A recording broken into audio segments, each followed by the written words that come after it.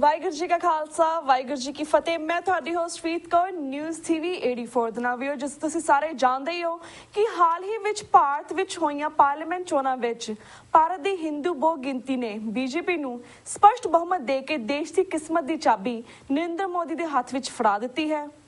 30 ਸਾਲ ਬਾਅਦ ਪਹਿਲੀ ਵਾਰ ਕਿਸੇ ਪਾਰਟੀ ਨੂੰ ਇੰਨਾ ਸਪਸ਼ਟ ਬਹੁਮਤ ਮਿਲਿਆ ਹੈ। ਇਸ ਤੋਂ ਪਹਿਲਾਂ 1984 ਵਿੱਚ ਇੰਦਰਾ ਗਾਂਧੀ ਦੇ ਮਾਰੇ ਜਾਣ ਤੋਂ ਬਾਅਦ ਰਾਜੀਵ ਗਾਂਧੀ ਨੇ ਸਿੱਖਾਂ ਦੇ ਖਿਲਾਫ ਨਫ਼ਰਤ ਭਰਿਆ ਪ੍ਰਚਾਰ ਕਰਕੇ ਹਿੰਦੂ ਬਹੁ ਗਿਣਤੀ ਦੀ ਹਮਾਇਤ ਹਾਸਲ ਕੀਤੀ ਸੀ ਅਤੇ ਹੁਣ ਨਰਿੰਦਰ ਮੋਦੀ ਨੇ ਗੁਜਰਾਤ ਵਿੱਚ 100,000 ਤੋਂ ਜ਼ਿਆਦਾ ਮੁਸਲਮਾਨਾਂ ਦਾ ਕਤਲੇਆਮ ਕਰਕੇ ਹਿੰਦੂ ਬਹੁ ਗਿਣਤੀ ਵਿੱਚ ਮੋਦੀ ਵੇਵ ਖੜੀ ਕਰਕੇ ਪ੍ਰਧਾਨ ਮੰਤਰੀ ਦੀ ਕੁਰਸੀ ਹਾਸਲ ਕੀਤੀ ਹੈ। ਪੰਜਾਬ ਵਿੱਚ ਆਮ ਆਦਮੀ ਪਾਰਟੀ ਨੇ 4 ਸੀਟਾਂ ਹਾਸਲ ਕਰਕੇ ਕਾਂਗਰਸ ਤੇ ਬਾਦਲ ਦਲ ਦੋਨਾਂ ਪਾਰਟੀਆਂ ਦੀ ਨੀਂਦ ਹਰਾਮ ਕੀਤੀ ਹੈ। ਤੇ ਵੀਅਰਸ ਦੂਸਰੇ ਪਾਸੇ ਨਾਨਕਸ਼ਾਹੀ ਕੈਲੰਡਰ ਦਾ ਮੁੱਦਾ ਜਿਸ ਨੂੰ RSS ਦੀ ਸ਼ਹਿ ਤੇ ਸੋਧਾਂ ਦੇ ਨਾਂ ਹੇਠ ਵਿਗਾੜਿਆ ਗਿਆ ਹੈ, ਇਸ ਵੇਲੇ ਦੁਬਾਰਾ ਉਭਾਰਿਆ ਜਾ ਰਿਹਾ ਹੈ। ਪਾਕਿਸਤਾਨ ਸਿੱਖ ਗੁਰਦੁਆਰਾ ਪ੍ਰਬੰਧਕ ਕਮੇਟੀ ਵਧਾਈ ਦੀ ਪਾਤਰ ਹੈ ਕਿ ਉਹ ਮੂਲ ਨਾਨਕਸ਼ਾਹੀ ਕੈਲੰਡਰ 2003 ਦੇ ਤਹਿਤ ਹੀ ਗੁਰਪੁਰਬ ਮਨਾਉਂਦੇ ਹਨ। ਸ਼੍ਰੋਮਣੀ ਕਮੇਟੀ ਦੇ ਪ੍ਰਧਾਨ ਅਵਤਾਰ ਸਿੰਘ ਮੱਕੜ ਇੱਕ ਡੈਲੀਗੇਸ਼ਨ ਲੈ ਕੇ ਪਾਕਿਸਤਾਨ ਗਏ ਹੋਏ ਹਨ ਤਾਂ ਕਿ ਦਬਾਅ ਪਾ ਕੇ ਉੱਥੇ ਚੱਲਦੇ ਨਾਨਕਸ਼ਾਹੀ ਕੈਲੰਡਰ ਦਾ ਭੋਗ ਪਾਇਆ ਜਾ ਸਕੇ।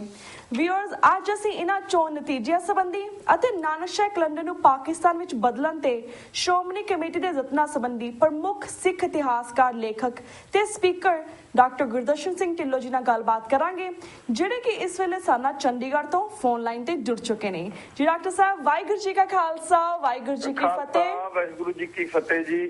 ਜੀ ਡਾਕਟਰ ਸਾਹਿਬ, ਅੱਜ ਸਭ ਤੋਂ ਪਹਿਲਾਂ ਤੁਸੀਂ ਇਹ ਦੱਸੋ ਕਿ ਤੁਸੀਂ ਇਹਨਾਂ ਪਾਰਲੀਮੈਂਟ ਚੋਣ ਨਤੀਜਿਆਂ ਨੂੰ ਕਿਵੇਂ ਵੇਖਦੇ ਹੋ?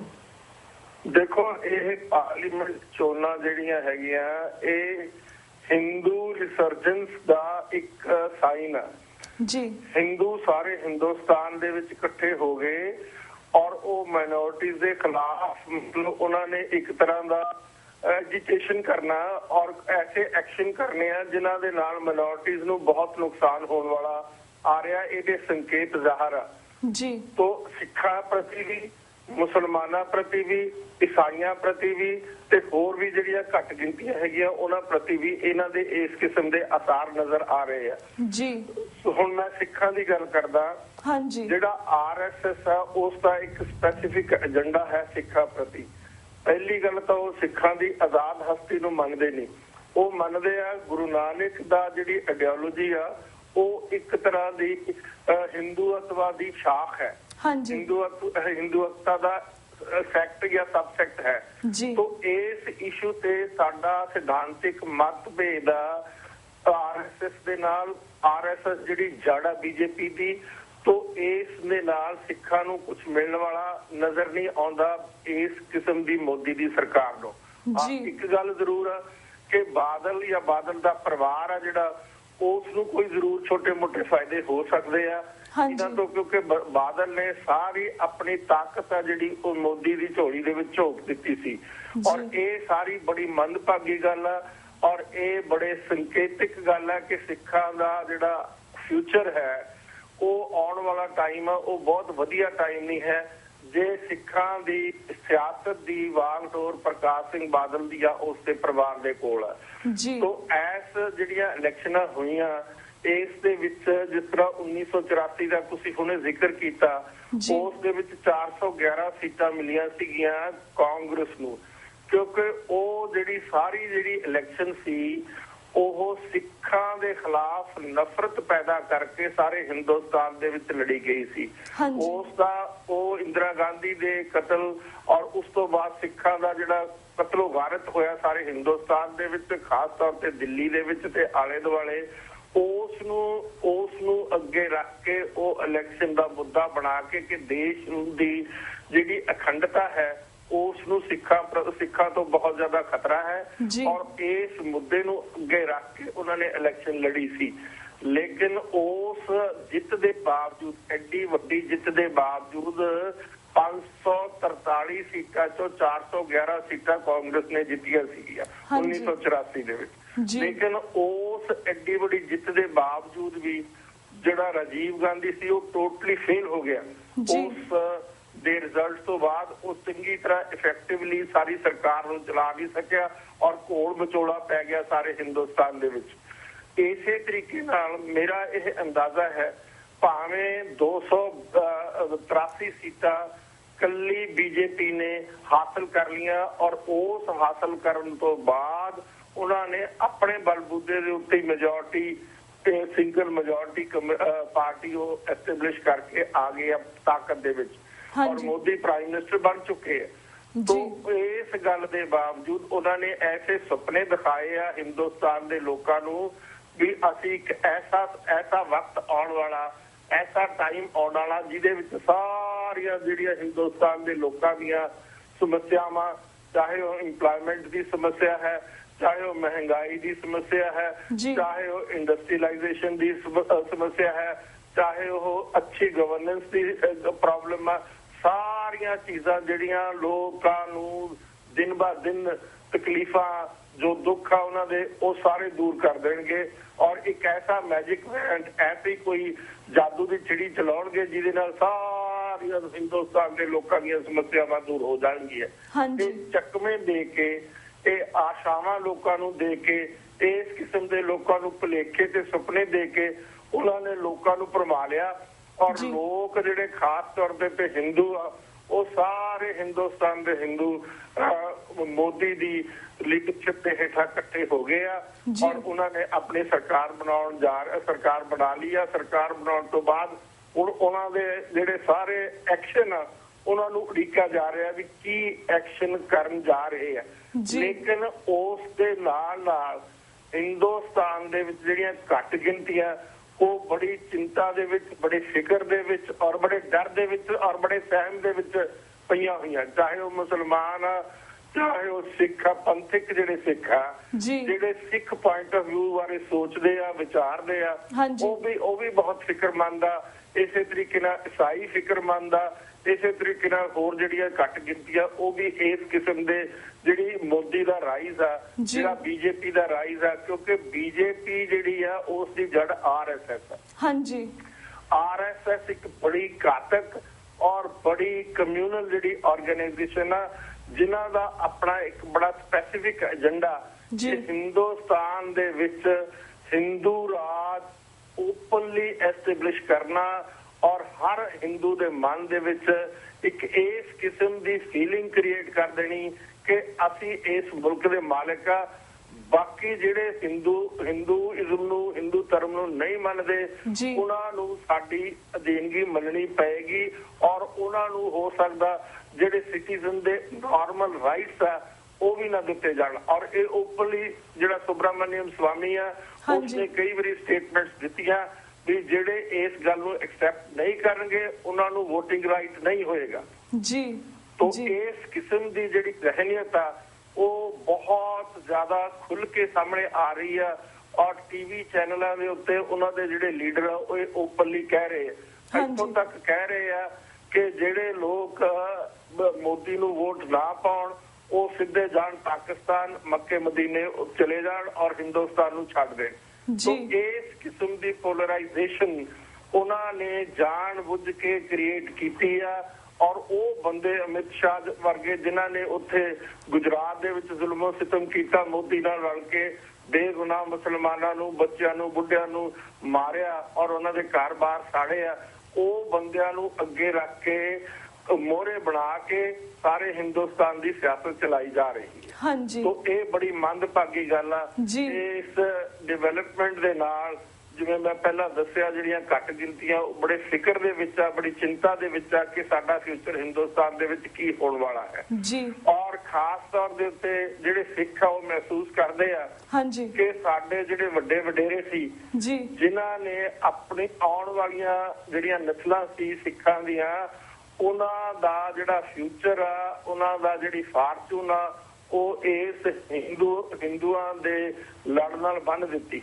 जी और वो सोच इस विचार दे विच पए है कि साडी जिहड़ी किस्मत दा फैसला वो साडे अपने हथ विच नहीं वो सारा दा सारा जिहड़ा फैसला वो हिंदू मेजोरिटी दे हथ विच है और वो कर्ज करदे आ उन्हां लीडरां नूं जिन्हां ने ये फैसले कीते जिन्हां ने अपना जिहड़ियां साडियां सारी अपनी किस्मत आ वो हिंदुआं दे हत्थां विच फड़ा के कदे सोचिया नहीं कदे विचारिया नहीं कदे इस गल दे उत्ते गंभीरता नहीं दसी ਅੱਜ ਪੰਜਾਬ ਖਾਸ ਤੌਰ ਤੇ ਪੰਜਾਬ ਦੀ ਸਿੱਖਾਂ ਦੀ ਗੱਲ ਕਰੀਏ, ਸਿੱਖਾਂ ਦੀ ਲੀਡਰਸ਼ਿਪ ਦਾ ਫੈਸਲਾ ਸਿੱਖ ਨਹੀਂ ਕਰਦੇ। ਹਾਂਜੀ, ਸਿੱਖਾਂ ਦੀ ਲੀਡਰਸ਼ਿਪ ਦਾ ਫੈਸਲਾ ਦਿੱਲੀ ਤੋਂ ਹੁੰਦਾ ਜੀ। ਤੋਂ ਅੱਜ ਚਾਹੇ ਮੋਦੀ ਦੁਨੀਆ ਦੇ ਵਿੱਚ ਛਾਤੀ ਦੇ ਉੱਤੇ ਹੱਥਾਂ ਮਾਰ ਕੇ ਕਹਿੰਦਾ ਕਿ ਮੈਂ ਕਰਪਸ਼ਨ ਫ੍ਰੀ ਸਰਕਾਰ ਦਊਂਗਾ, ਮੈਂ ਕਰਪਸ਼ਨ ਦੇ ਬਹੁਤ ਖਿਲਾਫ ਆ, ਲੇਕਿਨ ਜਦੋਂ ਪੰਜਾਬ ਦੇ ਆਉਂਦਾ ਤਾਂ ਸਭ ਤੋਂ ਵੱਧ ਨੇੜਤਾ ਉਹ ਪ੍ਰਕਾਸ਼ ਸਿੰਘ ਬਾਦਲ ਨਾਲ ਰੱਖਦਾ,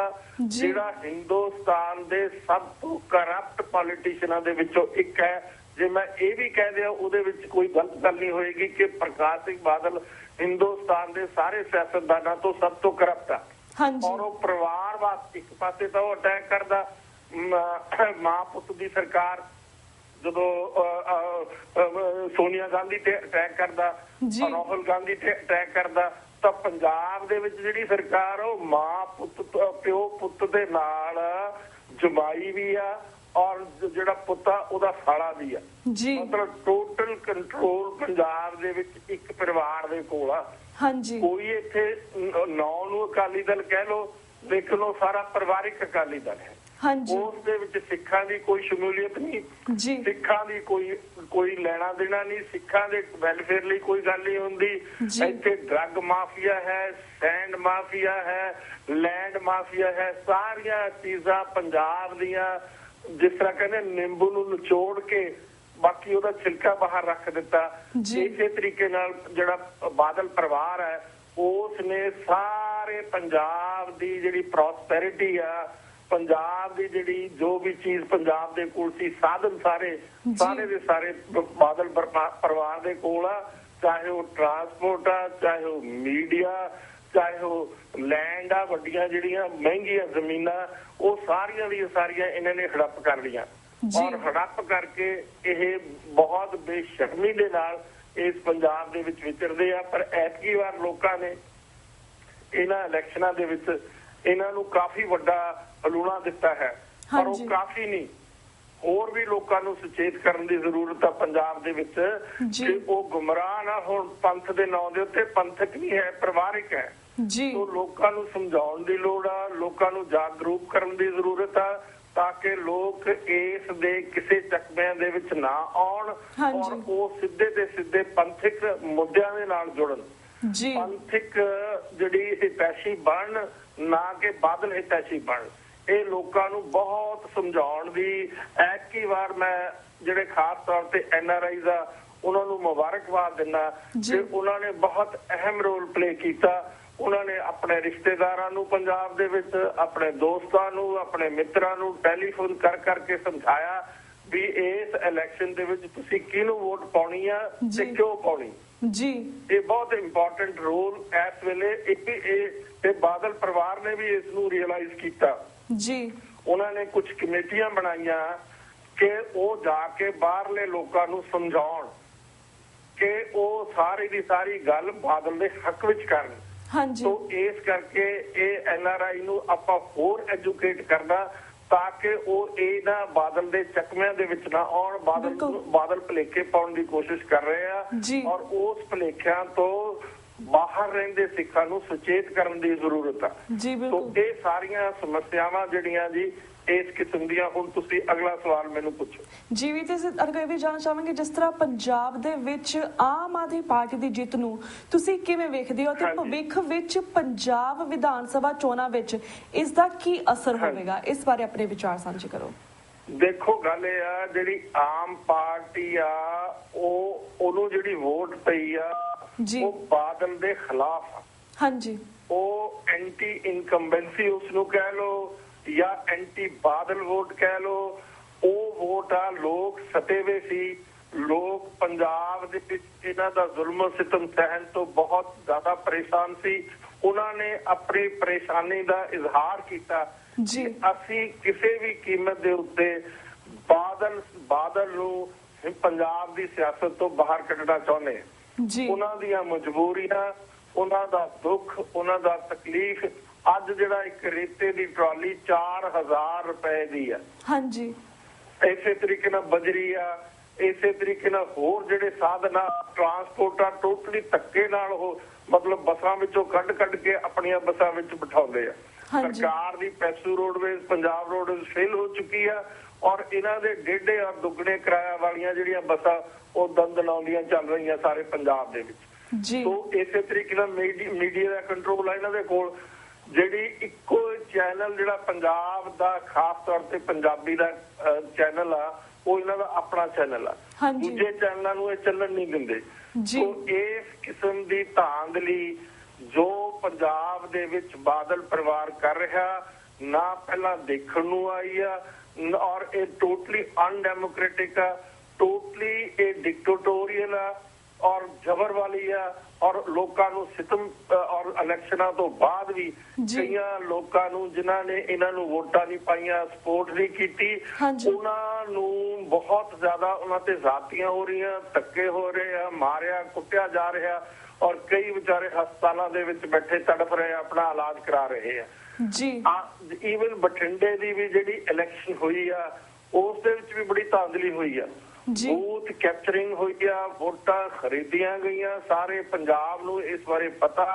ਇਸ ਗੱਲ ਦੇ ਬਾਵਜੂਦ ਵੀ 19,384 ਵੋਟਾਂ ਲੈ ਕੇ ਹਰਸਿਮਰਤ ਕੌਰ ਜਿੱਤੀ ਆ ਮਨਪ੍ਰੀਤ ਬਾਦਲ ਦੇ ਖਿਲਾਫ ਔਰ ਮਨਪ੍ਰੀਤ ਬਾਦਲ ਨੇ ਆਪਣੀ ਬਥੇਰੀ ਕੋਸ਼ਿਸ਼ ਕੀਤੀ ਕਿ ਇਸ ਚੀਜ਼ ਨੂੰ ਰੋਕਿਆ ਜਾ ਸਕੇ ਪਰ ਸਰਕਾਰ ਦੇ ਅੱਗੇ ਤੁਹਾਨੂੰ ਪਤਾ ਵੀ ਆਦਮੀ ਦੂਸਰਾ ਬੇਵਸ ਹੋ ਜਾਂਦਾ। ਸੋ ਇਹ ਅਸਲੀ ਜਿੱਤ ਨਹੀਂ ਹੈ। ਇਹ ਪ੍ਰਕਾਸ਼ ਸਿੰਘ ਬਾਦਲ ਨੂੰ ਵੀ ਪਤਾ, ਉਸ ਪਰਿਵਾਰ ਨੂੰ ਵੀ ਪਤਾ ਵੀ ਇਹ ਅਸਲੀ ਮਾਇਨਿਆਂ ਦੇ ਵਿੱਚ ਜਿੱਤ ਨਹੀਂ, ਇਹ ਜਿੱਤ ਮੈਨੂਵਰ ਹੋਈ ਵੀ ਹੈ। ਇਸ ਨੂੰ ਇਸ ਢੰਗ ਦੇ ਨਾਲ ਇਸ ਜਿੱਤ ਨੂੰ ਬਣਾਇਆ ਗਿਆ ਤਾਂ ਕਿ ਇਹ ਜਿੱਤ ਹੋ ਜਾਵੇ ਪਰ ਇਨ ਦਾ ਰੀਅਲ ਵਰਲਡ ਇਹ ਜਿੱਤ ਨਹੀਂ ਹੈਗੀ। ਤੋ ਇਸ ਕਿਸਮ ਦੀ ਸਿਚੁਏਸ਼ਨ ਪੰਜਾਬ 'ਚ ਹੋਈ ਆ। ਪਰ ਬੜੀ ਇੱਕ ਖੁਸ਼ੀ ਵਾਲੀ ਗੱਲ ਹੈ ਕਿ ਅੰਮ੍ਰਿਤਸਰ ਦੇ ਵਿੱਚੋਂ ਜਿਹੜਾ ਅਰੁਣ ਜੇਤਲੀ ਆ ਉਹ ਵੱਡੇ ਮਾਰਜਨ ਦੇ ਨਾਲ ਹਾਰ ਕੇ ਗਿਆ ਔਰ ਉਸ ਦੇ ਨਾਲ ਇਹਨਾਂ ਬਾਦਲਾਂ ਦੇ ਉੱਤੇ ਫਟਕਾਰ ਪਈ ਆ। ਖਾਸ ਤੌਰ ਦੇ ਉੱਤੇ ਜਿਹੜੀ ਬੀਜੇਪੀ ਲੀਡਰਸ਼ਿਪ ਆ ਉਹ ਇਹਨਾਂ ਨੂੰ ਹੁਣ ਮੂੰਹ ਲਾਉਣ ਨੂੰ ਤਿਆਰ ਨਹੀਂ ਹੈ। ਪਰ ਲੇਕਿਨ ਉਹ ਇੱਕ ਗੱਲੋਂ ਇਸ ਨੂੰ ਉਹਨਾਂ ਦੀ ਵੀ ਮਜਬੂਰੀ ਆ ਕਿ ਇੱਕ ਹੀ ਆਦਮੀ ਆ ਜਿਹੜਾ ਐਂਟੀ ਪੰਥਿਕ ਏਜੰਡਾ ਪੰਥ ਦਾ ਨਾਂ ਲੈ ਕੇ ਲਾਗੂ ਕਰ ਸਕਦਾ ਪੰਜਾਬ ਦੇ ਵਿੱਚ। ਤੋਂ ਇਸ ਕਰਕੇ ਬਾਵਜੂਦ ਇਸ ਗੱਲ ਦੇ ਕਿ ਇਹ ਸਾਰੇ ਇਹ ਕਰਪਟ ਆ, ਬਾਵਜੂਦ ਇਸ ਗੱਲ ਦੇ ਕਿ ਇਹਦਾ ਪੰਜਾਬ ਦੇ ਵਿੱਚ ਲੋਕਾਂ ਤੇ ਜ਼ੁਲਮੋ ਸਿਤਮ ਹੋ ਰਿਹਾ, ਪਰਿਵਾਰ ਹਾਵੀ ਆ ਸਾਰੇ ਦਾ ਸਾਰੀ ਪੋਲਿਟਿਕਸ ਦੇ ਵਿੱਚ ਔਰ ਉਸ ਗੱਲ ਦੇ ਬਾਵਜੂਦ ਵੀ ਉਹ ਇਹਨਾਂ ਨੂੰ ਰੱਖਣਗੇ ਬਾਦਲਾਂ ਨੂੰ। ਉਹ ਬਾਦਲਾਂ ਨੂੰ ਹਰ ਕੀਮਤ ਦੇ ਵਿੱਚ ਪੰਜਾਬ ਦੇ ਵਿੱਚ ਸਿਆਸਤ ਦੇ ਵਿੱਚ ਹਾਵੀ ਰੱਖਣਗੇ ਤੇ ਉਹਨਾਂ ਦੀ ਇੱਕ ਪਾਲਿਸੀ ਆ, ਉਹਨਾਂ ਦੀ ਮਜਬੂਰੀ ਕਹਿ ਲਓ ਤੁਸੀਂ। ਤੋਂ ਇਸ ਕਿਸਮ ਦੀ ਸਿਚੁਏਸ਼ਨ ਦੇ ਵਿੱਚ ਜਿਹੜੀ ਆਮ ਪਾਰਟੀ ਆ ਜੇ ਉਹਨਾਂ ਦੀ ਇੱਕ ਤਾਂ ਆਰਗੇਨਾਈਜੇਸ਼ਨ ਨਹੀਂ ਹੈ। ਹੁਣ ਆਉਣ ਵਾਲੀਆਂ ਜਿਹੜੀਆਂ ਅਸੈਂਬਲੀ ਇਲੈਕਸ਼ਨਾਂ ਚਾਹੇ ਉਹਨਾਂ ਨੇ 34 ਅਸੈਂਬਲੀ ਸੈਗਮੈਂਟਸ ਦੇ ਵਿੱਚੋਂ ਉਹਨਾਂ ਨੂੰ ਵੋਟਾਂ ਵੱਧ ਪਈਆਂ ਕਾਂਗਰਸ ਤੇ ਦੂਸਰੇ ਪਾਸੇ ਬੀਜੇਪੀ ਨਾਲੋਂ ਔਰ ਜਿਹੜੀ ਹੁਣ ਆਉਣ ਵਾਲੀ ਇਲੈਕਸ਼ਨ ਆ ਉਸ ਦੇ ਵਿੱਚ ਉਹਨਾਂ ਨੂੰ ਬਹੁਤ ਜ਼ਿਆਦਾ ਕੰਮ ਕਰਨਾ ਪਏਗਾ, ਆਪਣੀ ਆਰਗੇਨਾਈਜੇਸ਼ਨ ਐਸਟੈਬਲਿਸ਼ ਕਰਨੀ ਪਏਗੀ ਔਰ ਉਹਨਾਂ ਨੂੰ ਪ੍ਰੈਕਟੀਕਲ ਜਿਹੜੀ ਪੋਲਿਟਿਕਸ ਆ ਉਸ ਦੇ ਵਿੱਚ ਇਨਵੋਲਵ ਹੋਣਾ ਪਏਗਾ। ਤੋਂ ਇਹਨਾਂ ਸਾਰੀਆਂ ਸਿਚੁਏਸ਼ਨ ਦੇ ਵਿੱਚ ਹੀ ਉਹ ਪੰਜਾਬ ਦੇ ਵਿੱਚ ਕੋਈ ਅਦਲ ਬਦਲ ਕ੍ਰੀਏਟ ਕਰ ਸਕਦੇ ਆ। ਪਰ ਆਉਣ ਇਲੈਕਸ਼ਨਾਂ ਦੇ ਵਿੱਚ ਹਲੇ 3 ਸਾਲ ਦੇ ਕਰੀਬ ਅਰਸਾ ਪਿਆ, ਉਸ ਤੋਂ ਬਾਅਦ ਇਲੈਕਸ਼ਨਾਂ ਹੋਣਗੀਆਂ ਫਿਰ ਦੇਖਿਆ ਜਾਏਗਾ ਕੀ ਨਤੀਜੇ ਨਿਕਲਦੇ ਆ। ਜੀ ਬਿਲਕੁਲ। ਤੇ ਵੀਰ ਜੀ ਹੁਣ ਅਸੀਂ ਨਾਨਕ ਸ਼ਾਹ ਕਲੰਦਰ ਵਾਲਾ ਨੇ, ਜਿਵੇਂ ਤੁਸੀਂ ਜਾਣਦੇ ਕਿ ਸ਼੍ਰੋਮਣੀ ਕਮੇਟੀ ਦੇ ਪ੍ਰਧਾਨ ਅੱਜਕੱਲ ਪਾਕਿਸਤਾਨ ਦੇ ਦੌਰੇ ਤੇ ਹਨ ਅਤੇ ਨਾਨਕ ਸ਼ਾਹ ਕਲੰਦਰ ਨੂੰ ਬਦਲਣ ਲਈ ਪਾਕਿਸਤਾਨ ਸਰਕਾਰ ਅਤੇ ਪਾਕਿਸਤਾਨ ਸਿੱਖ ਗੁਰਦੁਆਰਾ ਪ੍ਰਬੰਧਕ ਕਮੇਟੀ ਤੇ ਦਬਾਅ ਪਾ ਰਹੇ ਹਨ। ਇਸ ਬਾਰੇ ਤੁਸੀਂ ਕੀ ਕਹਿਣਾ ਚਾਹੋਗੇ? ਦੇਖੋ, ਨਾਨਕ ਸ਼ਾਹੀ ਕੈਲੰਡਰ ਜਿਹੜਾ ਹੈ ਉਹ ਸਾਇੰਟਿਫਿਕ ਕੈਲੰਡਰ ਹੈ ਜੀ, ਉਹ ਸੂਰਜੀ ਕੈਲੰਡਰ ਹੈ। ਉਸ ਦੇ ਵਿੱਚ ਚੇਂਜਸ ਬਹੁਤ ਘੱਟ ਹੁੰਦੀਆਂ, ਬਹੁਤ ਹੀ ਮਾਮੂਲੀ, ਕਈ ਸਾਲਾਂ ਮਗਰੋਂ 1 2 4 ਸੈਕਿੰਡ ਦਾ ਫਰਕ ਪੈਂਦਾ ਜੀ। ਸਾਰੀ ਦੁਨੀਆ ਨਾਨਕ ਸ਼ਾਹੀ ਕੈਲੰਡਰ ਮੰਨਦੀ ਆ।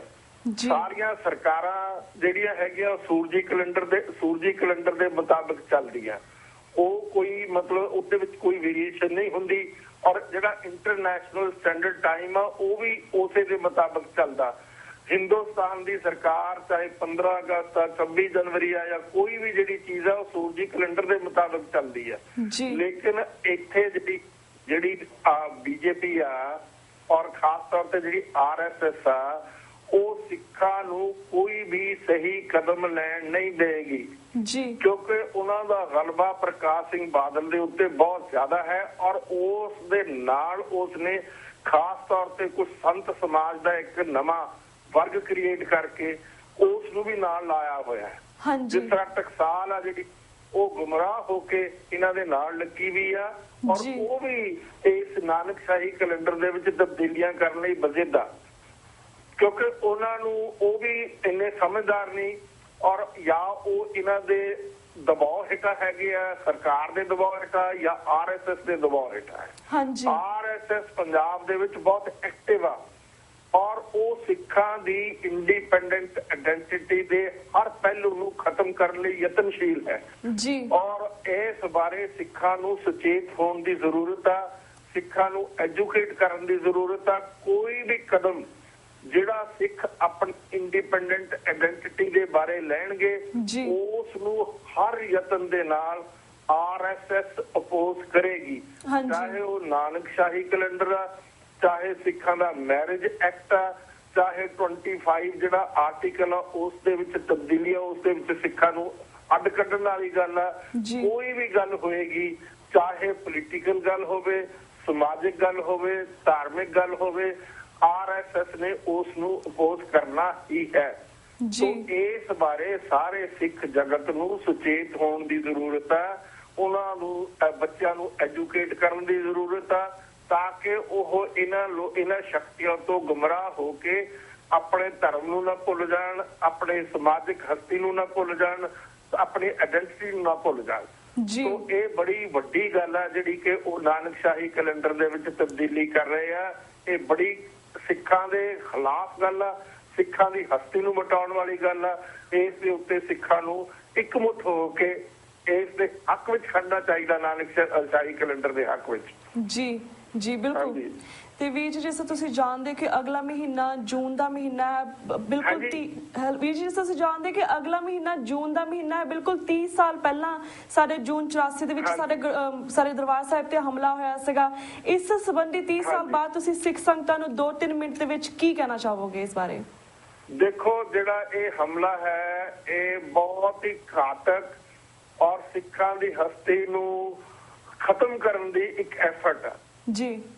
ਸਾਡਾ ਬ੍ਰਾਹਮਣਿਕਲ ਸਿਸਟਮ ਦੇ ਨਾਲ ਆਈਡੀਓਲੋਜੀਕਲ ਕਨਫਲਿਕਟ ਆ ਜੀ, ਉਹ ਗੁਰੂ ਨਾਨਕ ਸਾਹਿਬ ਤੋਂ ਲੈ ਕੇ ਲਗਾਤਾਰ ਚੱਲ ਰਿਹਾ ਔਰ ਉਹ ਜਿਹੜੀਆਂ ਸ਼ਕਤੀਆਂ ਹਨ ਸਾਡੇ ਖਿਲਾਫ ਉਹ ਸਾਨੂੰ ਹਮੇਸ਼ਾ ਲਈ ਖਤਮ ਕਰਨ ਦੀ ਕੋਸ਼ਿਸ਼ ਆ। ਜਿਹੜਾ ਬਲੂ ਸਟਾਰ ਅਟੈਕ ਆ ਜੀ, ਉਹ ਉਹਨਾਂ ਸ਼ਕਤੀਆਂ ਦੀ ਇੱਕ ਘਿਨਾਉਣੀ ਜਿਹੜੀ ਹਰਕਤ ਆ ਔਰ ਜਿਹੜੀ ਜ਼ਾਹਰ ਹੁੰਦੀ ਆ ਜ਼ਾਹਰਾ ਤੌਰ ਦੇ ਉੱਤੇ ਇੱਕ ਐਸਾ ਘਲੂਕਾਰਾ ਹੈ ਜਿਹੜਾ ਇਤਿਹਾਸ ਦੇ ਵਿੱਚ ਨਾ ਭੁੱਲਣ ਵਾਲੀ ਗੱਲ ਆ।